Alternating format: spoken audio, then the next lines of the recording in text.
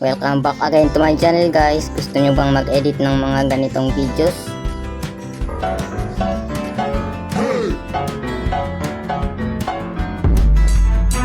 Kung oo, panoorin nyo to hanggang sa dulo. Okay, let's go. Simulan na natin. Punta lang tayo sa ating mga CapCut. Piliin lang natin dyan yung edit natin na videos. Then pagkatapos lagyan muna natin siya ng music. Ito tayo sa music, tapos search lang natin troll. Yan. Tapos pili lang tayo ng music na gusto natin. Ako itong napili ko. Tapos klikan nyo lang yung plus sign. Ayan na siya guys.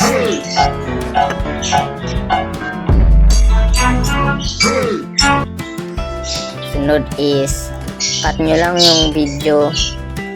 Depende sa inyo kung ano ang bet nyo. Yan mga guys. Tapos delete nyo na yung mga hindi kailangan yan guys. Ito rin isa, i-edit din, cut lang din natin. Yan siya guys. Cut mo lang.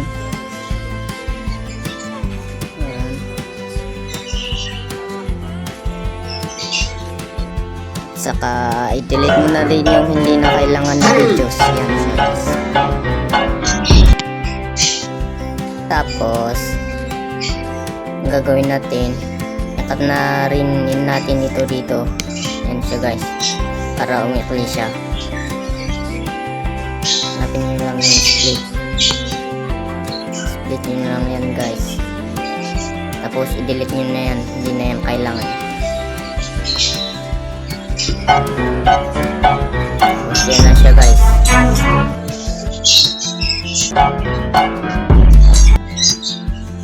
Ang next natin gagawin is i-freeze lang natin yung lalagyan natin na ng troll face mga guys. Yan siya guys.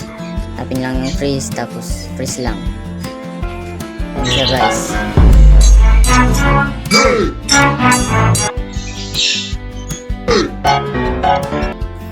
Tapos i-delete lang natin to guys. Yan. Yan.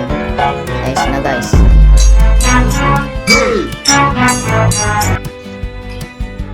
Tapos lagyan lang natin to ng effect. Yan. Lagyan lang natin yan. Lagyan natin is yung black fade. Yan siya guys. Lagyan natin yung black fade. Tapos yan guys. Tapos itong isa naman ulit, lagyan din natin ng effect. Tap lang natin. Tapos nilalagay natin is shake guys. Shake. Yan siya guys, shake. Tapos yan siya guys. Yan siya guys.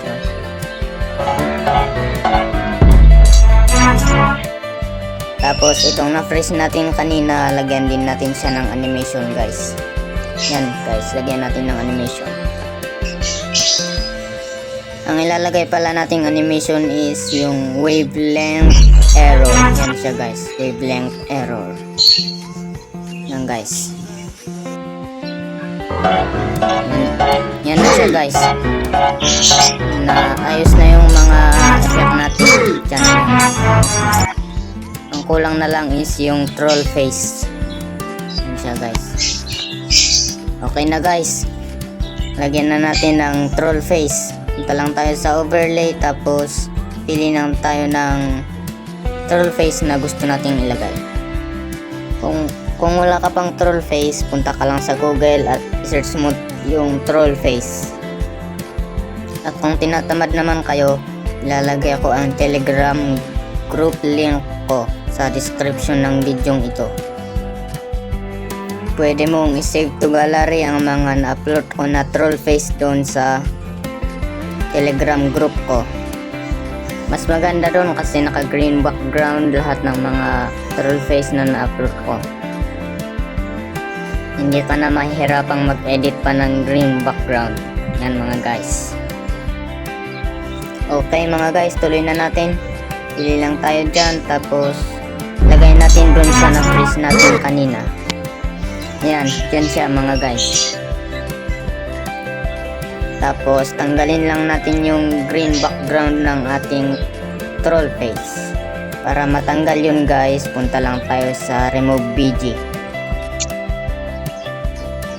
Ito siya guys, yan siya guys, yan. Kapag tinapin nyo yan, pupunta kayo dyan, tapos chroma key. Tapos itapat nyo lang yung bilog dun sa green background. Yan siya guys, nawala yung green background. Tapos i-adjust nyo yung intensity niya sa number 17 guys. Yan guys, 17. Drag nyo lang siya guys kung saan nyo siya gustong ilagay. Yan guys. Yan. Hindi pa yan tapos guys, hindi pa. Maglalagay pa tayo ng animation dito sa troll face natin. Ang gagamitin pala natin is wavelength error din. Yan guys.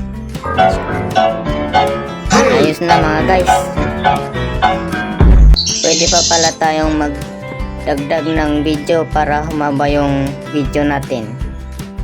Pero para sa akin, okay lang tong si Ruby at saka si Layla kahit na maiksi. So yun mga guys, don't forget to subscribe for more videos.